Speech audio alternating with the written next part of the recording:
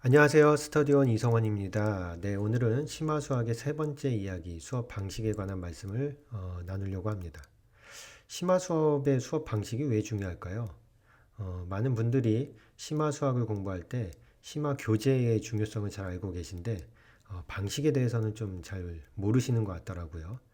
음, 분명히 심화 교재를 풀었는데 아이 실력이 별로 좋아지지 않거나 열심히 꼼꼼히 오답 노트를 했는데도 시험만 보면 결과가 좋지 않을 때 보통은 수업 방식에 문제가 있는 경우가 많습니다. 실제로 저는 신입생들을 테스트할 때 어떤 교재를 풀었는지 반드시 물어보는 편인데요.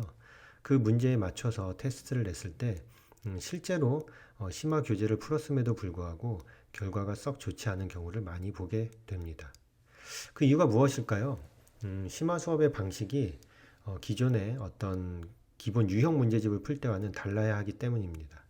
무엇이 달라야 하냐면 목적이 다르기 때문에 방법도 다른 것이죠.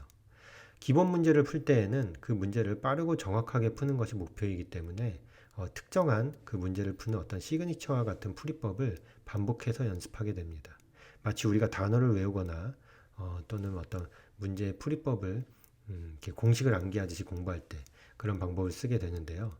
심화 수학의 목적은 빠르고 정확하게 푸는 게 아니죠. 제가 지난 영상에도 말씀을 드렸지만 기존의 개념을 더욱더 넓고 깊게 활용하는 것을 목표로 합니다. 넓고 깊게 활용한다는 것이 무엇일까요? 추상적으로 들리고 그 실체가 무엇인지 잘 모르겠는 어떤 표현이긴 한데요. 예를 들자면 우리가 어떤 단어를 사용할 때 특정한 상황에서만 그 단어를 사용하는 것이 아니라 여러 가지 상황에서 여러 가지 의미로 다양하게 활용하는 것과 비슷하다고 할 수 있습니다. 수학에서 배운 개념을 어떤 한 문제를 풀 때만 사용하는 것이 아니라 다양한 문제에서 서로 다른 것처럼 보이는 여러 가지 유형의 문제들을 풀 때 그 개념을 사용할 수 있다면 우리는 그 수학 개념을 굉장히 넓게 사용하고 있다고 말할 수 있겠죠. 또한 반대로 어떤 문제를 풀 때 그 문제를 한 가지 방법으로만 푸는 것이 아니라 여러 가지 방법으로 접근할 수 있다면 그 친구는 심화 수학을 제대로 공부하고 있는 것이라고 할 수 있습니다. 그런데 여기에서 한 가지 더 중요한 것은 뭐냐면 수업 방식에 있어서 선생님이 그 문제를 푸는 어떤 좋은 방법을 예시를 제시를 하면 학생이 그걸 따라서 그대로 잘 정리를 해서 반복 훈련하는 것은 심화 수업에 어울리지 않는 방법입니다.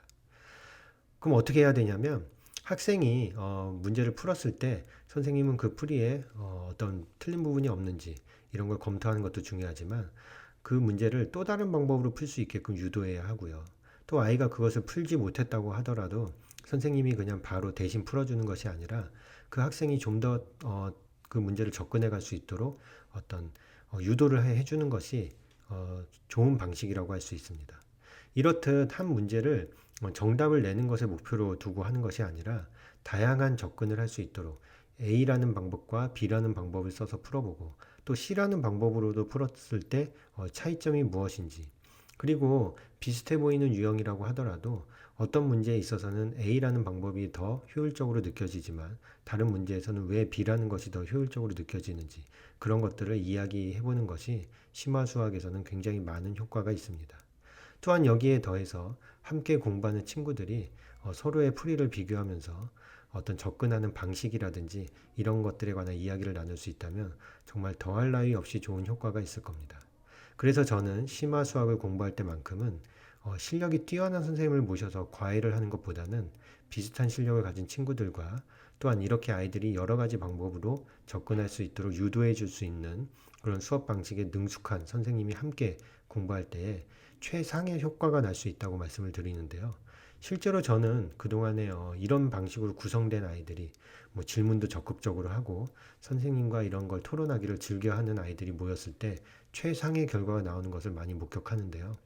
음, 좋은 선생님을 만나는 것도 중요하지만 함께 공부하는 친구들이 중요한 이유가 여기에도 있습니다. 이때 한 가지 부탁드리고 싶은 것은 심화 문제를 풀다 보면 안 풀리는 경우가 많거든요. 어떻게 접근해야 될지 모르겠는 경우도 있고요. 그럴 때 학생이 물론 선생님께 질문하는 것도 중요하긴 하지만 본인이 좀 더 끈기 있게 고민하고 또 어떤 방법으로 선생님이 가르쳐 주었을 때 그거를 연습하는 것도 중요하지만 혹시 또 다른 방법은 없는지 그 문제를 풀었더라도 다시 한번 더 새로운 개념을 적용해서 그 문제를 다른 관점에서 바라보는 훈련을 하는 것이 굉장히 중요합니다. 네, 어쨌든 오늘 이렇게 심화 수학을 공부하는 수업 방식에 대해서 말씀을 드렸는데요.